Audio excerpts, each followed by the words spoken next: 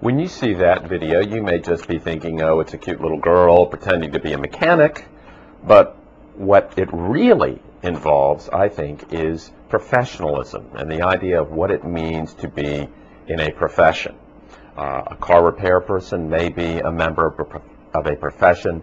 Clearly, there are some very well-established professions, such as accounting, medicine, law. And I would try to argue, perhaps it's because I'm a lawyer, that law is the king of all the professions, hence my crown, in honor of that concept.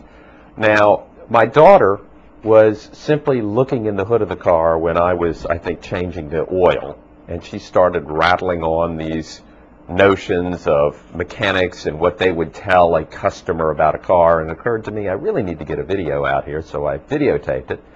And then as I was looking back at it, it occurred to me it shows sort of at least maybe a child's notion of what people do in business. They charge as much as they can. That'll cost you $2 million. People are upset, but they probably go along with it because they figure they need their car repaired, and that's what it means to be in business. Being a professional is somewhat different than being simply in business. When we talk about someone being a professional, sometimes we simply mean that person is exceedingly competent. You know, a pro baseball player, for instance. We're not talking about character, are we? We're talking about simple ability with a bat and a ball. But a professional, in the greater context, besides ability, is also one who has integrity, one who has duties which he or she follows on behalf of the person for whom he or she works. A professional is a fiduciary.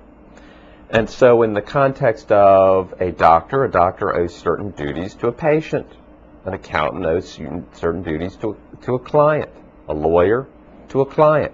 And what that means, of course, is when someone comes through the door, if you are truly a professional, your first instinct should not be simply to see dollar signs above that person's head. You are first and foremost supposed to be looking after the interest of that person. If it is not in that person's interest for legal representation to take place, the competent and honest attorney, the true professional, is supposed to tell that potential client, look, it's just not worth it. I advise you to not go ahead with this lawsuit, or to pay off and simply settle this matter rather than defend it.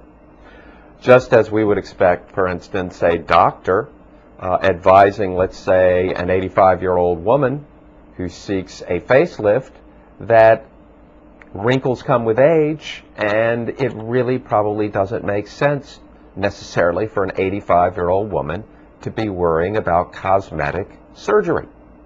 The money might be there for the doctor, but we expect more from a true professional than simply making some sort of contract with the client. The whole question of professionalism entails an ongoing process. It is not simply admission to the profession where we have this process of checking someone's competence and integrity, but it goes throughout the professional life of members of the profession. And that is why if, for instance, a law applicant lies or omits key information on the bar application, that can come back to haunt him years later. And the lie may have been over something where if the truth had been told, he or she still may have been admitted to the bar.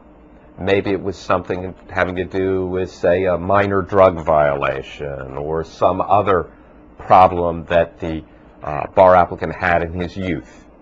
But by leaving it out of the application entirely, by not even mentioning it, or by lying about it overtly, that can always come back later to haunt the lawyer, because it's an ongoing process, and the notion is if you got in through subterfuge, perhaps you should now be kicked out. Or if, even if you got in honestly, you later behave in an unethical manner, again, we can always review the process for admission and now determine that you are no longer qualified. The first duty to a client is simply to do what is in the best interest of that client. The ethical dictates are that you turn away business if necessary, and there is also a series of duties that may be owed to the profession.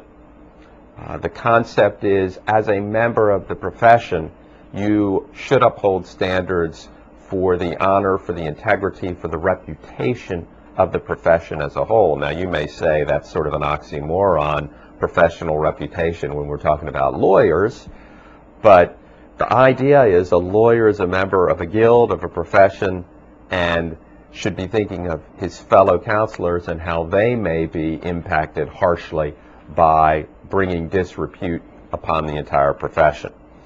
Lawyers also are officers of the court, and as officers of the court, they owe duty to society as a whole. So it's not just to the client, but first and foremost, even when it is to the client, the idea is you don't simply tell that client, oh, it's going to cost you $2 million, it's going to cost you that.